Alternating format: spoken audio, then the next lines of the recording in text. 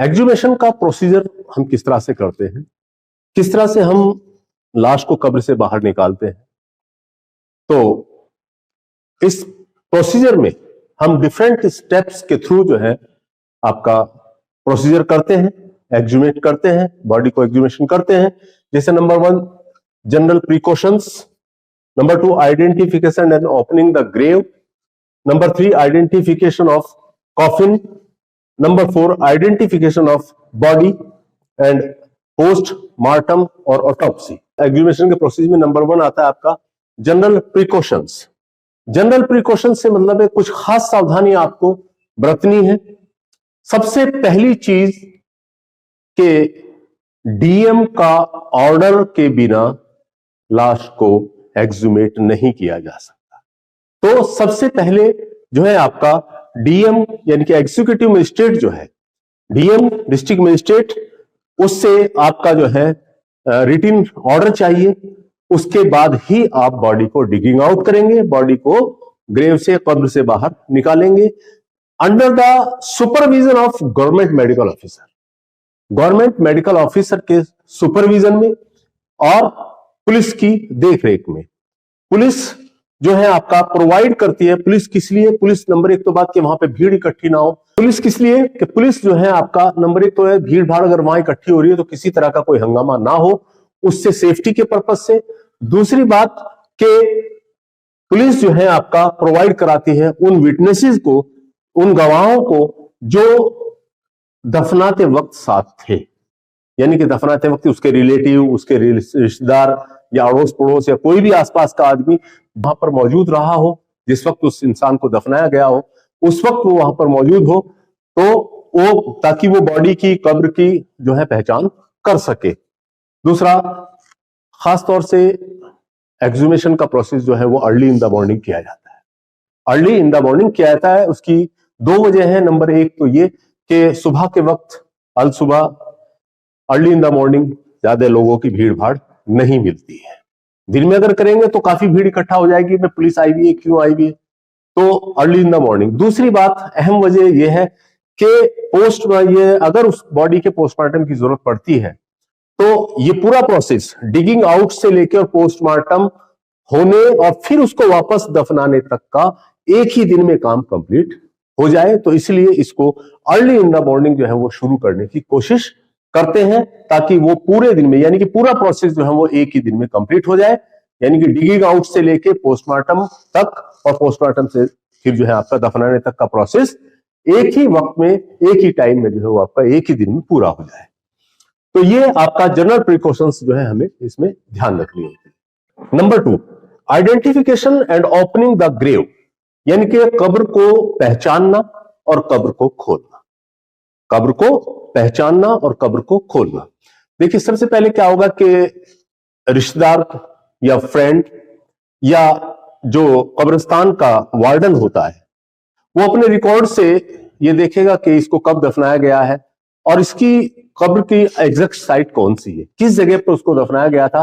तो exact site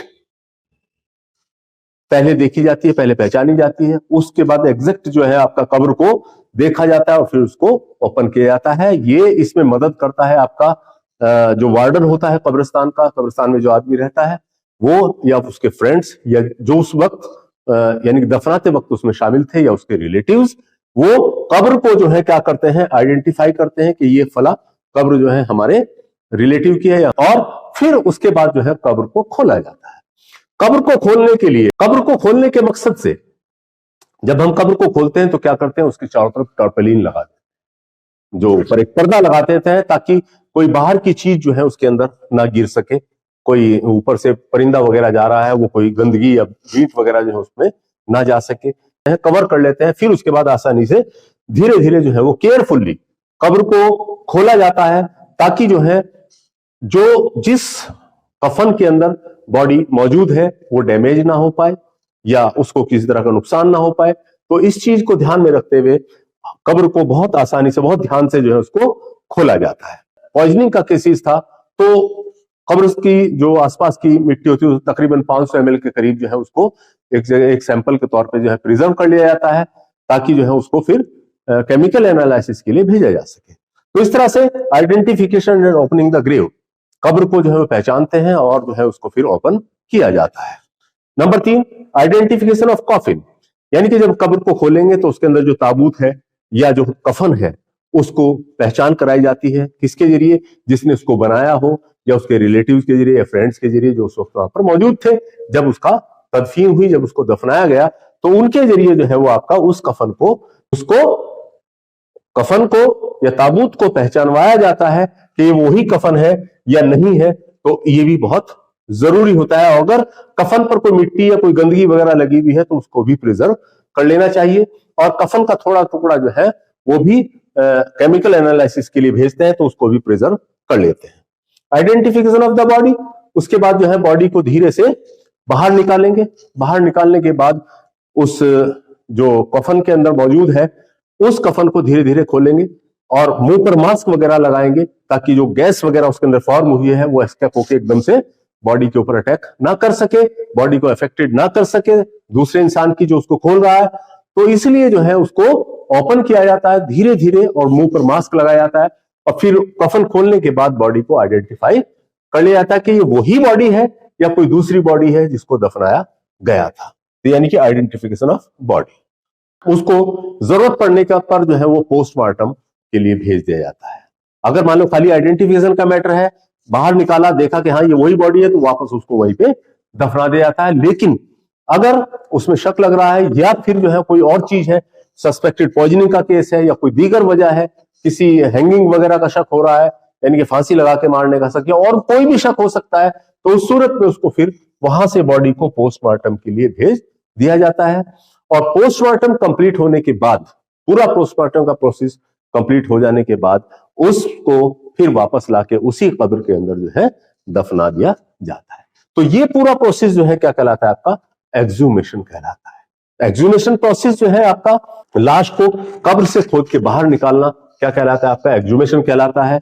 इसका जो प्रोसीजर है, इसका प्रोसीजर जो है आपका कुछ पॉइंट्स है, कुछ स्टेप्स हैं जिसके थ्रू जो है उसको किया जाता है। प्रोसीजर में नंबर 1 जनरल प्रिकॉशंस, यानी कि सबसे पहले डीएम का ऑर्डर होना चाहिए और गवर्नमेंट मेडिकल ऑफिसर की प्रेजेंस में, उसके सुपरविजन में, पुलिस की प्रेजेंस में जो है वो प्रोसेस किया जाता है।